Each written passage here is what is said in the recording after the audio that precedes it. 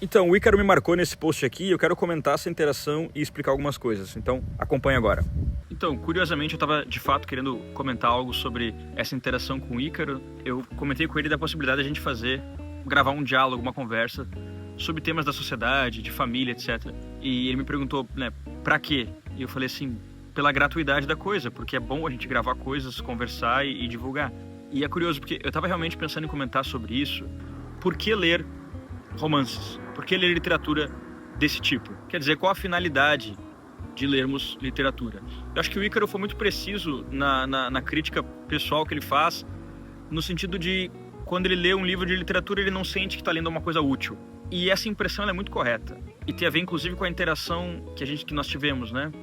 No sentido de que algumas coisas na vida, e eu diria que as melhores coisas, elas são de graça.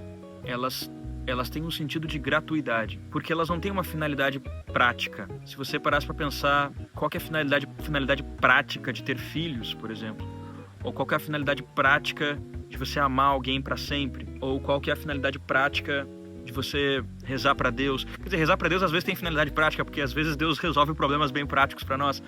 Mas, claro, não é que os atos não têm finalidade, mas é que a finalidade material e prática não é a maior das finalidades. Existem outras finalidades que podem soar com algo gratuito para os anseios que o homem contemporâneo tem.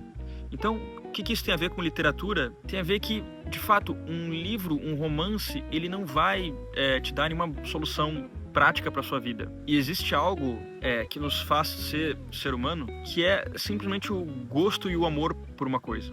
Quer dizer, algumas coisas nós podemos amar livremente, gratuitamente, sem esperar nada em troca. Quer dizer, algumas coisas a gente ama porque sim. E essas são as principais coisas, certo?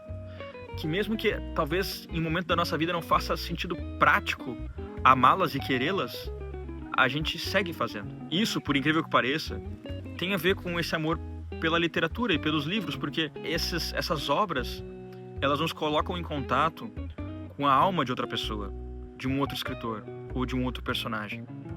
E elas enriquecem o nosso vocabulário interior. Elas enriquecem a nossa percepção interior das coisas. E até eu fiz um comentário jocoso, eu respondi para ele assim, não existe maior sinal de riqueza do que fazer as coisas pela gratuidade. É um pouco paradoxal.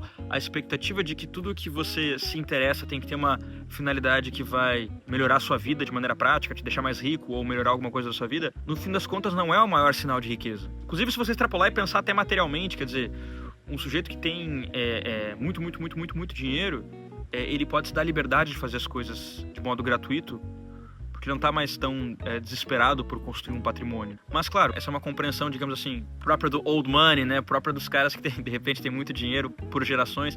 Mas, inclusive, do ponto de vista humano, você poder se dar a liberdade de fazer algo sem esperar um retorno prático, que é maior sinal de riqueza do que esse. Você não precisa de um benefício para fazer aquilo, porque você encontrou já o verdadeiro valor das coisas.